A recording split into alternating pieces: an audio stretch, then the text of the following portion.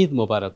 দর্শক, এই মুহূর্তে দেশে এবং দেশের বাইরে যারা চ্যানেল ওয়ান দেখছেন তাদের প্রত্যেককে স্বাগত জানাচ্ছি আমি শাহনাজ রিটন।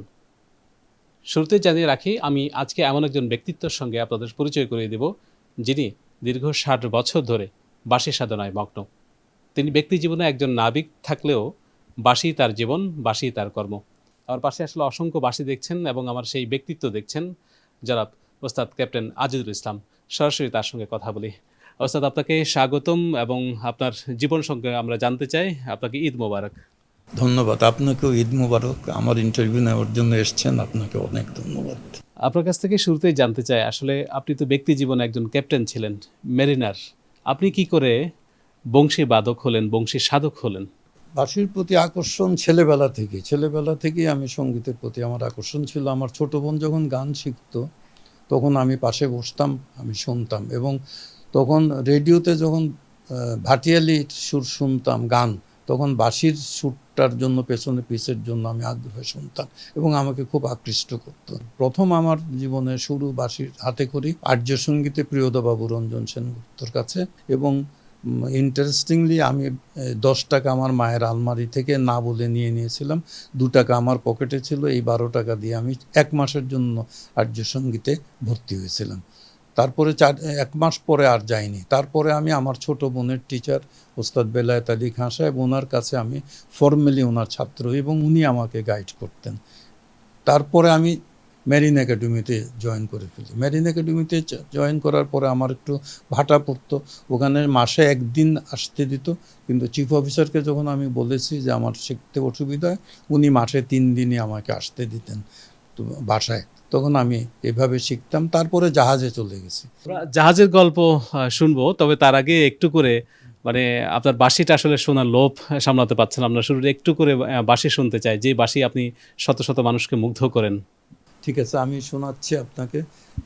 রাগ ঝিঞ্ঝুরিতে একটু আলাপ শোনাবো। তার আগে এই বাঁশিটা, যে বাঁশিটা বাজাবো, এই বাঁশিটারও ইতিহাস আছে। এটা 1992-93 সালের দিকে এটা আমার নিজেরই বানানো বাঁশ, শ্রীমঙ্গলের বাঁশ। এবং আমি নিজেই বানিয়েছি, তবে ফাইনালি একটু টিউনিং করেছিলেন ভিজি কান্নাড বাবু।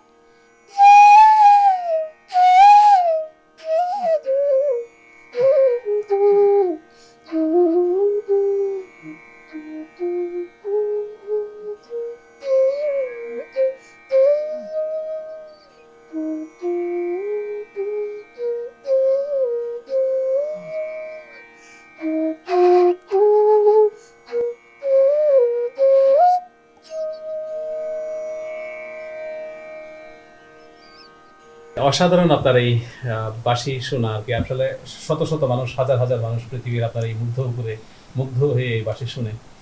একটু আলাপচারিতায় আসি। এই যে বাঁশির জীবনের বাইরেও আপনি আসলে নাবিক ছিলেন। নাবিক জীবনের একটু গল্প এবং সেটির সাথে বাঁশি কিভাবে আপনি মেলাতেন, কিভাবে আসলে একসাথে যেত এটা? আসলে আমার সামুদ্রিক জীবন প্রায় 10 বছরের ছিল। তখন সমুদ্রে যখন ভাসে সবাই তাস খেলে সময় কাটায় কিংবা দাবা খেলে, কিন্তু আমি বাঁশি বাজিয়ে সময় কাটাতাম সবসময়। প্রচুর শুনতাম এবং আমি আল্লাহ তাআলার কাছেও সবসময় ভিক্ষা করতাম যাতে আমি সঙ্গীতে যাতে একটা স্থানে আমি আমি আসতে পারি। এটাই সেভাবেই আমি এসেছি, আমি বলবো এই জায়গায় স্রষ্টা আমাকে নিয়ে এসছে। সাগরে তো বাঁশি বাজাতেন, সাগরের জীবন, আপনার ব্যক্তি জীবন, আপনার পারিবারিক জীবন, বিয়ে, এইসবের সাথে কি করে আসলে বাঁশিটা মেলাতেন?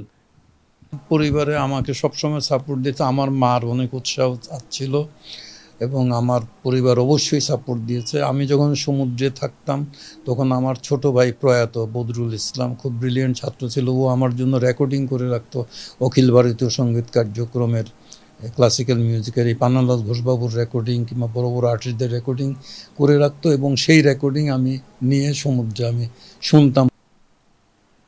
দর্শক, ক্যাপ্টেন ওস্তাদ আজিজুল ইসলামের কথা বলি। তিনি শুধু চট্টগ্রাম নয়, যে বাংলাদেশ এবং উপমহাদেশেই বিখ্যাত, পৃথিবীর বিভিন্ন দেশে, সিঙ্গাপুর, মালয়েশিয়া, অসংখ্য দেশে তিনি এই সঙ্গীত, এই বাঁশি নিয়ে শো করেছেন। তিনি বাংলাদেশের অন্যতম মর্যাদাপূর্ণ পুরস্কার 21 পদকও পেয়েছেন। ক্যাপ্টেন আজিজুল ইসলাম, আমরা তার সঙ্গে কথা বলছি, তবে এই মুহূর্তে তার একটু বাঁশি বাজানো আর একটু শুনতে চাই। আমাদেরকে যদি একটু শোনাতেন আপনার সেই মোহনীয় আর একটু বাঁশি।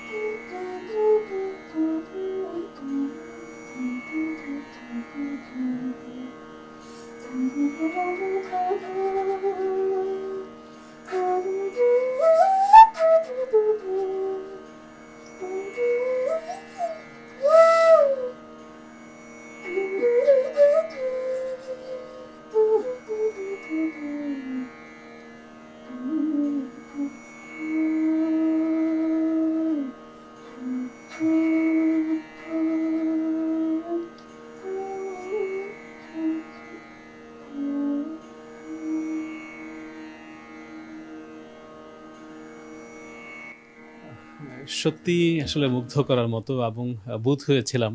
নিশ্চয়ই আপনি যখন শো করেন দেশে দেশের বাইরে, যে মানুষ নিঃসন্দেহে এরকম মুগ্ধ হয়ে শোনেন, আমারও সেই সৌভাগ্য হয়েছে আপনার শো দেখার।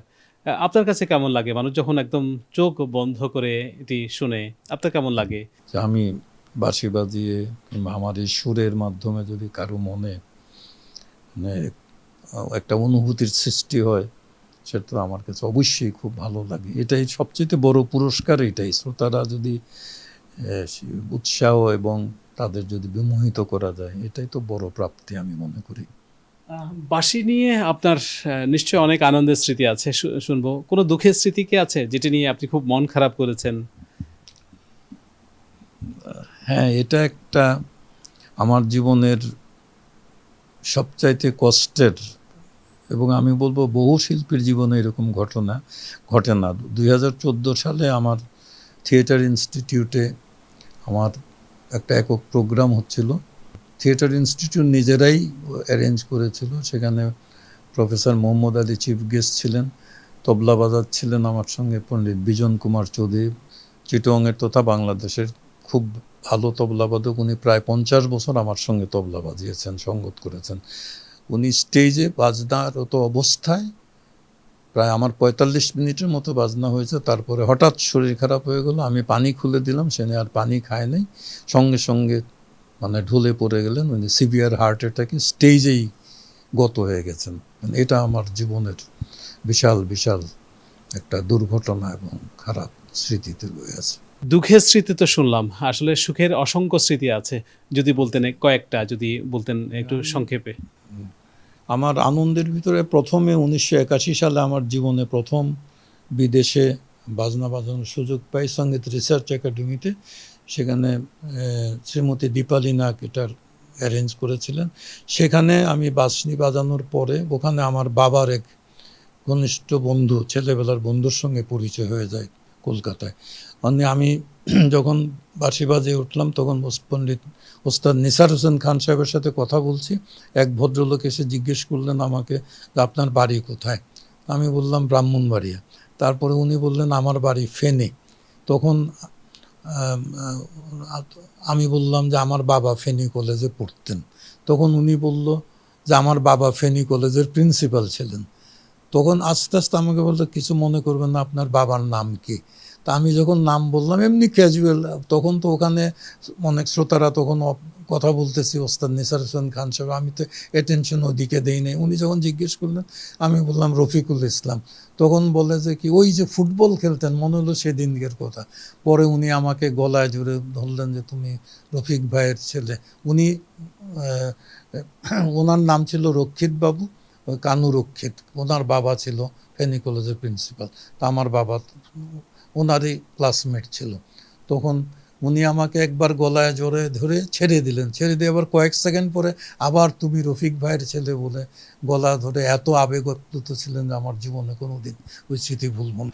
তারপরে আমি বলবো অন্য সবচাইতে আমার জীবনের সৌভাগ্য ছিল ভারতবর্ষের সবচাইতে মর্যাদাপূর্ণ সঙ্গীত কনফারেন্স, ডোভারলিন মিউজিক কনফারেন্স, বিশ্ববিখ্যাত।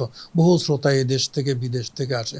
ওখানে আমার বাজনার সুযোগ হয়েছিল ওদের 50 বছর পূর্তিতে, গোল্ডেন জুবিলিতে। সেখানে আমি বাজিয়েছি এবং ওই প্রোগ্রামের বাজনা Hindustan music products audio CD বের করে রামকৃষ্ণ মিশনের গোল পার্কে ওস্তাদ বেলায়েত খানের বাজনার পূর্ব মুহূর্তে হল ভর্তি শ্রোতা ছিল, আমিও ছিলাম, আমার সিডিটা রিলিজ হয়েছে। এটা আমার পরম আনন্দের মানে ঘটনা এগুলা। সিঙ্গাপুর ইন্ডিয়ান ফাইন আর্টস সোসাইটির ইন্টারন্যাশনাল মিউজিক ফেস্টিভ্যালে আমি বাজিয়েছি। আমার সৌভাগ্য। এইসব অনুষ্ঠানে কিন্তু বাংলাদেশের কোনো শিল্পী সুযোগ পাননি। আমি অস্ট্রেলিয়ায় পোর্ট ফেরি স্প্রিং মিউজিক ফেস্টিভ্যালে প্রোগ্রাম করেছি। ওই ফেস্টিভ্যাল 3 দিনের ফেস্টিভ্যাল ছিল, পৃথিবীর বিভিন্ন দেশের আর্টিস্টরা ছিল।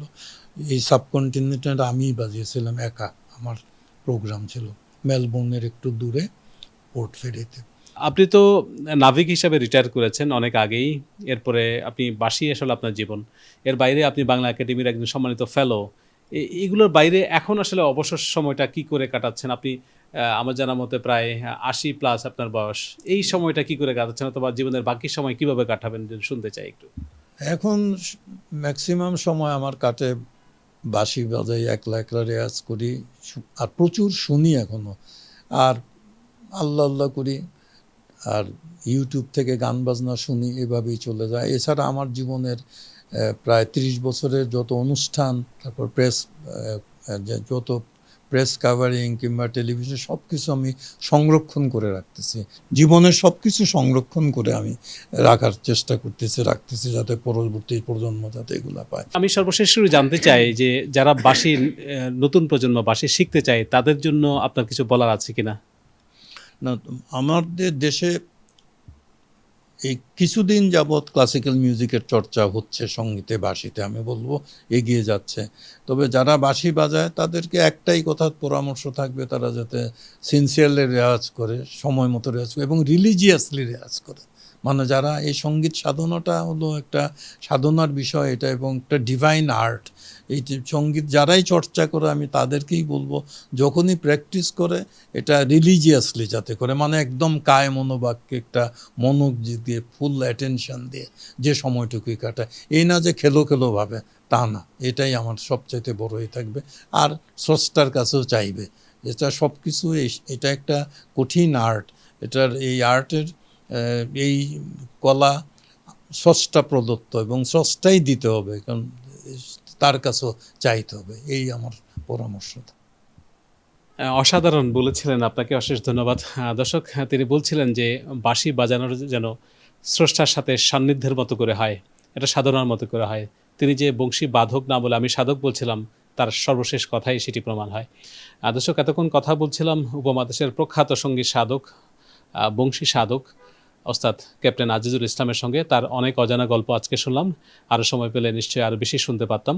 আমরা অনুষ্ঠান এখানে শেষ করতে চাই, তবে যেতে যেতে তার কণ্ঠে আরেকটু করে বাঁশির সেই মোহনীয় সুর শুনতে চাই।